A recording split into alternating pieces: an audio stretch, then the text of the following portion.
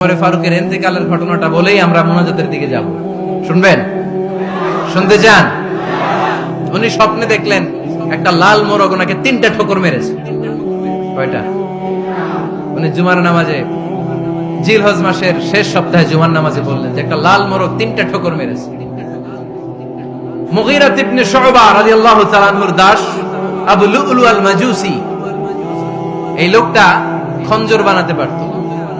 মুগীরা রাদিয়াল্লাহু তাআলা আনহুর দাস। মুগীরা প্রতিদিন 4 দিরহাম করে চার্জ করত, যেহেতু দাস।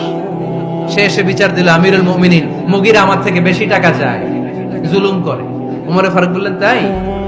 তুমি কি কাজ জানো? বলে, আমি খঞ্জর বানাতে জানি। বাড়ি কই? পারস্য।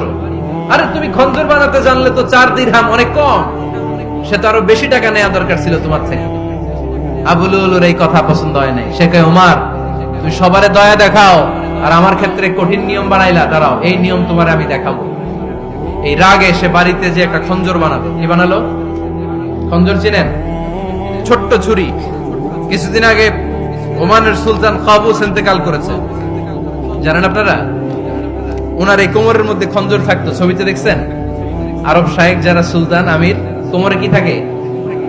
ছোরা থাকে, খঞ্জর। সে বাসায় যে একটা খঞ্জর বানালো, যে খঞ্জরের 2 মাথা, লাহু রাসান ওয়া মাকবাদাতুহু ফি ওয়াসাতি, আর ধরার হ্যান্ডেলটা মাঝখানে, এদিকেও ছুরি এদিকেও ছুরি, যাতে এইভাবে মারা যায়। সে ধার দিতে লাগলো আর বলল, ওমর দাঁড়াও, তোমারে আমি দেখাবো। ওমর ফারুক মসজিদে নববীর ইমাম, ফজরের নামাজের সময় এ আবু লুলু আল মাজুসি বুরনুস পরে, চাদর পরে, লুকিয়ে লুকিয়ে, সে অগ্নি উপাসক, মুমিন নয়।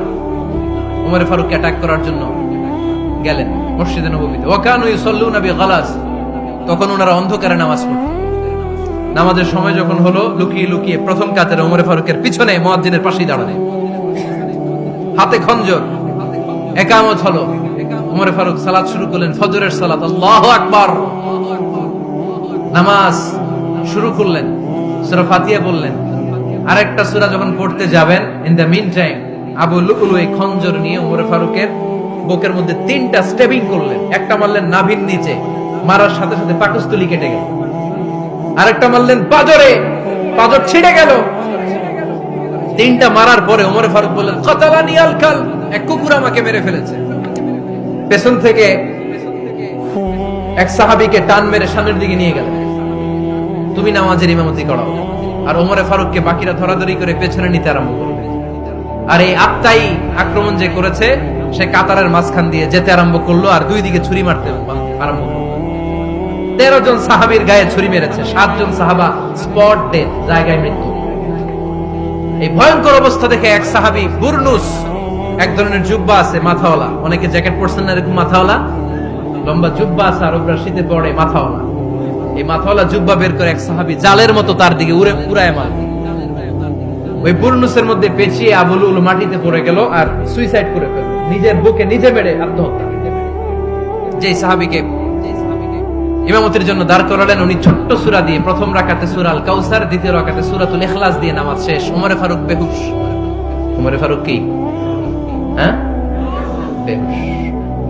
সবাই কান্নাকাটি করতেছে, সবাই দেখতে গেলেন, এখন হুঁশ ফিরে না। মুখের মধ্যে, মুখ খুলে রাষ্ট্রের চিকিৎসক মুখের মধ্যে দুধ দিলেন, ওই নাভি দিয়ে দুধ বের হয়ে যায়, পাকস্থলী কেটে ওখান দিয়ে দুধ বের হয়ে যাচ্ছে। তারা বললো, ওনারে বাঁচানো সম্ভব না, দেখেন হুঁশ ফিরে কিনা। হুঁশ ফিরলে ওনার পরে কে আমির হবে, উনি যেন প্যানেল ঠিক করে দিয়ে যায়। সবাই তাকিয়েছে ওমর ফারুকের চোখের দিকে। আল্লাহর মেহেরবানিতে ঘন্টা খানিক পরে উনি চোখ খুললেন। চোখ খোলার পরেই বলেন নাই, ও মা আমি মরে যাই। চোখ খোলার পরে উনি বলেন নাই, কে মারলো আমারে। চোখ খোলার পরে উনি বলেন নাই, আমার পরে নেতা কে হবে। চোখ খোলার পরে সর্বপ্রথম কথাটি ছিল, আসল্লান নাস, আমার নেতৃত্বে যে ফজরের নামাজটা শুরু হয়েছিল, এটাকে ঠিক মতো তোরা পড়েছিলি?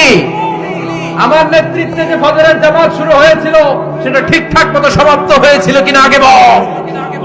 আসল্লান নাস, নামাজটা হয়েছে কিনা বল। সুবহানাল্লাহ কইতে পারলেন না?